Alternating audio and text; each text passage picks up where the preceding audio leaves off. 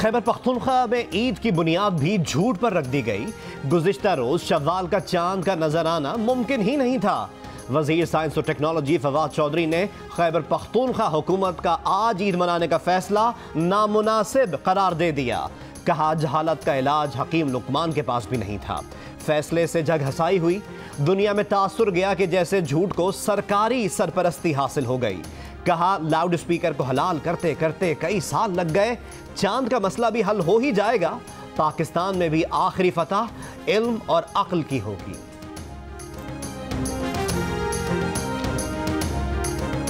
मुफ्ती फवाद साहब जो है ना, उसको मैं मशवरा ये दूंगा कि उन्होंने जो काम शुरू किया वो अच्छा है, उस पर फोकस करें। मुफ्ती फवाद अपने काम पर तवज्जो दें, हुकूमत और उलमा को टारगेट न करें। सूबे में ईद के ऐलान से पहले वजीर आज़म इमरान खान को आगाह कर दिया था। खैबर पख्तूनख्वा के वजीर इत्तलात शौकत यूसुफजई का फवाद चौधरी को दो टोक जवाब। कहते हैं मुफ्ती मुनीब के कहने पर रोज़ा रखा, मगर एक दिन पहले वाला रोज़ा ठीक था। एक रोज़े का कफ़ारा अदा करेंगे और दोबारा रखेंगे।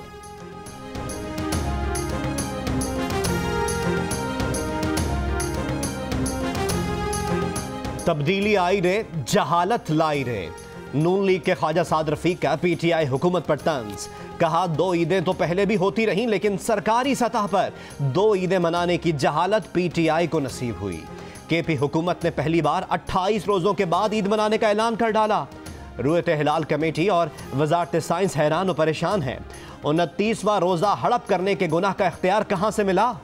महंगाई, बेरोजगारी के मारों के रोजे और ईद खराब करके हुक्मरानों को क्या मिला?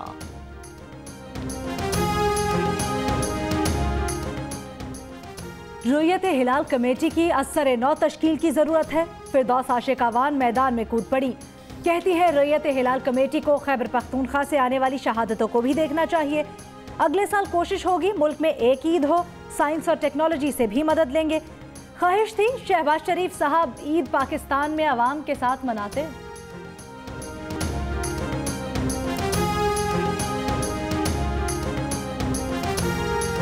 मुल्क में इस बार भी दो ईदें। खैबर पख्तूनख्वा में सरकारी ऐलान पर कहीं ईद तो कहीं रोजा। पेशावर, बन्नू, कोहाट, हंगू, बाजोड़ समेत सूबे के कई शहरों में ईद की नमाज अदा की गई। वजीर आला महमूद खान ने गवर्नर हाउस में नमाज ईद अदा की।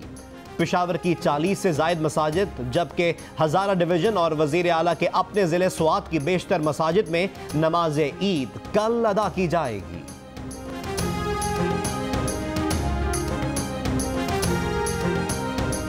मुल्क में शव्वाल का चांद देखने के लिए मरकजी रुयत हिलाल कमेटी का इजलास मुफ्ती मुनीबुर रहमान की जेर सदारत आज कराची में होगा। मरकजी कमेटी शहादतों की बुनियाद पर चांद का ऐलान करेगी। महकमा मौसमियात के मुताबिक शवाल के चांद की पैदाइश गुज़श्ता रोज दोपहर 3:02 पर हो गई। चांद आज शाम नजर आने का कवी इम्कान है। वजीर आजम ने 30 जून के बाद टैक्स चोरों के खिलाफ क्रैकडाउन का इंदिया दे दिया। बनी गाला में इक्तिसादी टीम के इजलास की सदारत करते हुए कहा, एमनेस्टी स्कीम और टैक्स रिटर्न्स की तारीख में तोसी से भी जो फायदा ना उठाए उससे कोई रियायत नहीं देंगे। टैक्स चोरों को पकड़ने के लिए तमाम इदारे हुकूमत के साथ हैं।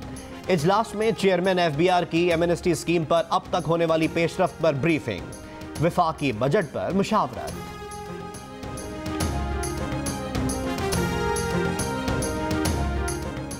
FBR ने वजीर आजम की हिदायत पर मालदार अफराद का डेटा तलब कर लिया।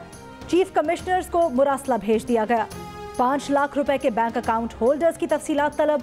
2 कनाल या उससे जायद घरों में रहने वाले, 2400 CC या उससे जायद गाड़ियां रखने वाले और अक्सर व बेशतर बैरून मुल्क सफर करने वाले अफराद का डेटा भी तलब।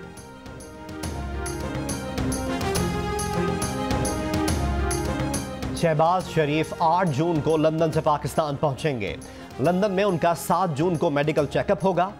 जराए के मुताबिक शहबाज शरीफ पाकिस्तान पहुंचते ही वालदा और मियां नवाज शरीफ से मुलाकात करेंगे। मुल्क की सूरत हाल पर पार्टी रहनुमाओं से मुशावरत भी करेंगे।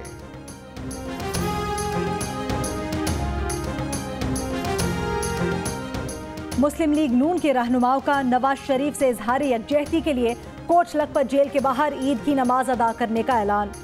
एक बयान में नून लीग की नायब सदर मरियम नवाज ने कहा, मियां साहब की तबीयत पूछने के लिए मुलाकात की इजाज़त मांगी मगर इनकार कर दिया गया।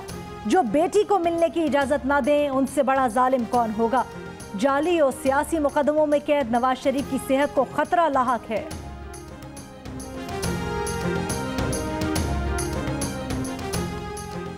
नवाज शरीफ के ज़ाती मौलिज डॉक्टर अदनान का कहना है कि उन्होंने नवाज शरीफ से जेल में मुलाकात की और उनका तिब्बी मुआयना किया। सुबह तकरीबन 4 बजे नवाज शरीफ की तबीयत खराब हो गई और उन्हें सांस लेने में तकलीफ का सामना हुआ। नवाज शरीफ ने गार्ड से सेल का दरवाज़ा खोलने की दरख्वास्त की। उनकी जिंदगी खतरे में है।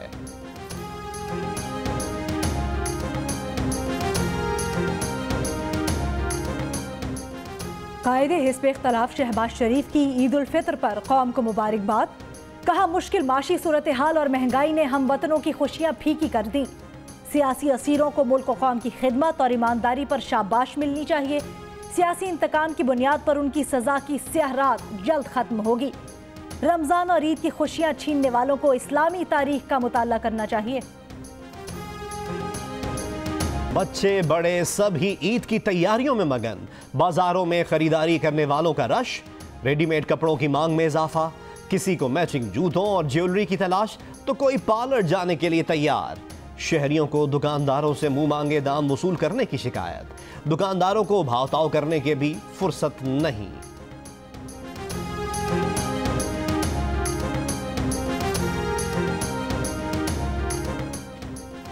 मीठी ईद पर मीठी मजेदार मिठाइयों की डिमांड। ऑर्डर पर केक भी तैयार। बेकरीज पर दीगर अशिया की खरीदारी के लिए रश बढ़ गया। दस्तरखान सजाने के लिए खवातीन का सोच विचार। गोश्त की दुकानों पर रश, सब्जियों की भी मांग। बाजारों में हर चीज के बढ़ गए दाम।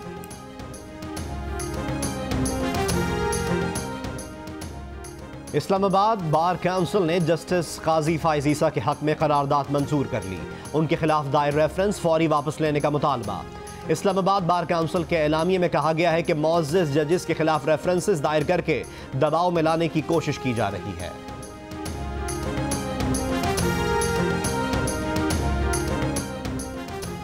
सुप्रीम कोर्ट के जज जस्टिस काजी फाइज ईसा का सदर मुमलिकत को एक और खत लिखा कि उन्हें अभी तक रेफरेंस की नकल फराहम नहीं की गई।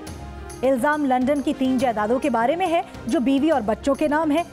जायदादों को किसी भी तरह छुपाने की कोई कोशिश नहीं की गई। जायदादें किसी ट्रस्ट या किसी ऑफशोर कंपनी की मिल्कियत नहीं। रेफरेंस में कहा गया कि ये बच्चों की जायदाद है तो वो कैसे मिसकॉन्डक्ट के मुर्तकिब हुए। कानून के मुताबिक उन पर इन्हें जाहिर करना लाजिम नहीं था। वो समझते हैं वजीर आजम ने अपनी तमाम बीवियों और बच्चों के असासे गोशवारों में जाहिर किए होंगे।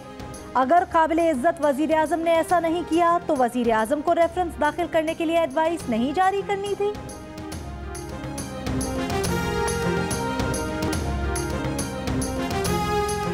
वजीर आजम की मुआविन खुसूसी बराए इत्तलात फिरदौस आशिक अवान का कहना है कि काबीना को सुप्रीम जुडिशल काउंसिल में भेजे गए रेफरेंस से आगाह किया गया है। वजीर आजम ने इस अज़म को दोहराया कि कोई भी कानून से बालातर नहीं है। अदलिया का मामला सुप्रीम जुडिशल काउंसिल ही देख रही है तो ये अदलिया पर हमला कैसे है। एसेट्स रिकवरी यूनिट ने मुताल्लिका जज साहिबान के हवाले से शिकायत की। हसास मामला होने की वजह से वजारत कानून को भिजवाया गया। वजारत कानून ने क्रॉस चेक करने के बाद रेफरेंस भिजवाया। सुप्रीम जुडिशल काउंसिल जो फैसला करे हुकूमत को तस्लीम होगा। किसी इदारे में कोई मुकद्दस गाय नहीं।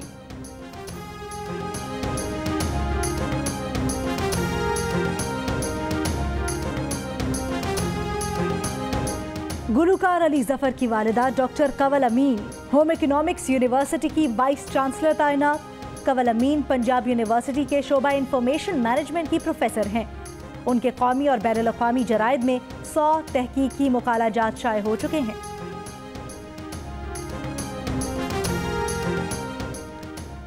मस्जिदुल हराम और मस्जिद नबवी में नमाज ईद के रूह परवर इज्तिमात। सऊदी फरमानरवा शाह सलमान, वली अहद मोहम्मद बिन सलमान और लबनानी रहनुमा साद हरीरी ने मस्जिदुल हराम में नमाज ईद अदा की।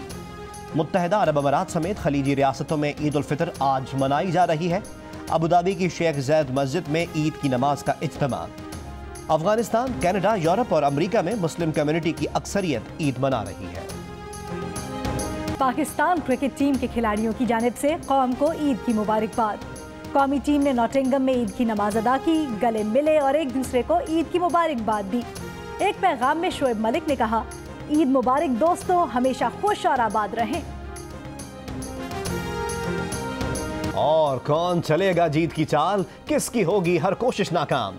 सनसनीखेज मुकाबलों पर देखिए दिलचस्प तबसरे क्रिकेट पंडितों की जबानी। जियो के स्पोर्ट्स फ्लोर से वर्ल्ड कप की लम्हा ब लम्हा सूरत हाल, रिपोर्टर्स और माहिरीन की सबसे बड़ी टीम, स्विंग के सुल्तान Wasim Akram, runs machine Mohammad Yousuf, Rawalpindi express Shoaib Akhtar, बेहतरीन ऑलराउंडर अब्दुल रज़ाक, क्रिकेट के सिकंदर बख्त के साथ। हर लम्हे की खबर जियो न्यूज की वेबसाइट्स पर उर्दू और अंग्रेजी दोनों जबानों में। अस्सलामुअलैकुम, मैं हूं हिफ्जा चौधरी और आप देख रहे हैं जियो न्यूज़। मज़ीद वीडियोस और अपडेट्स के लिए अभी सब्सक्राइब के बटन को क्लिक करें। देखते रहिए जियो न्यूज़।